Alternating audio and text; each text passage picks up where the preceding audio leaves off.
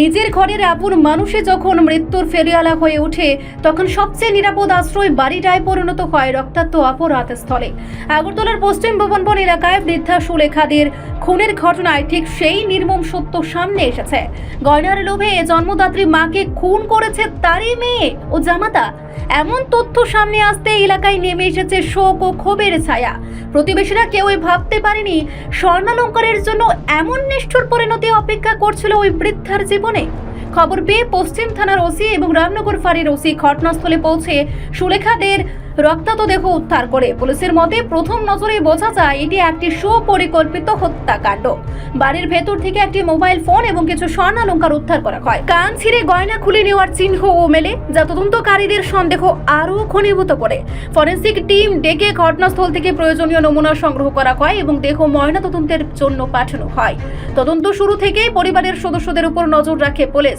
সদর এসডিপিও দেবপ্রসাদ রায় জানিয়েছেন, মৃতার মেয়ে ও জামাতাকে জিজ্ঞাসাবাদের জন্য থানায় ডাকা হলে তাদের বয়ানে একের পর এক অসঙ্গতি ধরা পড়ে।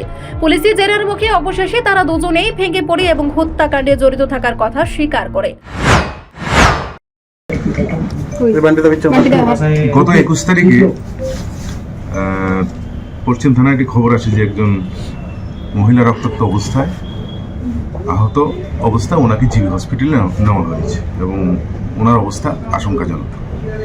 সেই খবরের ভিত্তিতে পশ্চিম থানার ওসি এবং রামনগর ফাঁড়ির ওসি ওনারা ওই জায়গায় ঘটনাস্থলে যান এবং ঘটনার বিস্তারিত তথ্য নিতে থাকেন এবং মহিলাকে হসপিটালে যাওয়ার পর জিবি হসপিটালে যে অবস্থা পাওয়া যায় ওনার সাথে কথা বলার মতো অবস্থা ছিল না, উনি সংজ্ঞাহীন ছিলেন, যার জন্য ওনার আঘাতের সঠিক কী ঘটনা সেটা আমরাও পরিষ্কার হতে পারিনি।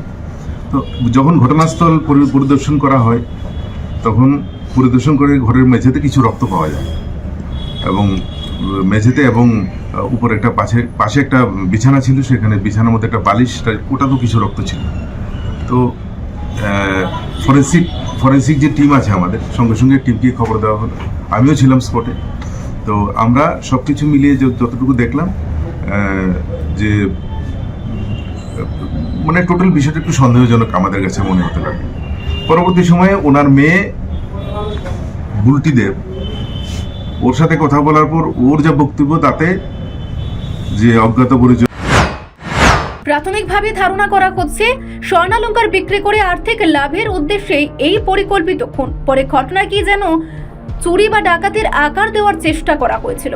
সদর এসডিপিও দেবপ্রসাদ রায় জানিয়েছেন, অভিযুক্ত দুজনের বিরুদ্ধে খুন সহ একাধিক ধারায় মামলা রুজু করা হয়েছে এবং খুব শিগগিরই তাদের আদালতে তোলা হবে। পাশাপাশি ঘটনায় অন্য কেউ পরোক্ষভাবে জড়িত আছে কিনা সেটিও খতিয়ে দেখা হচ্ছে। রিপোর্ট সংবাদ প্রতীক্ষা।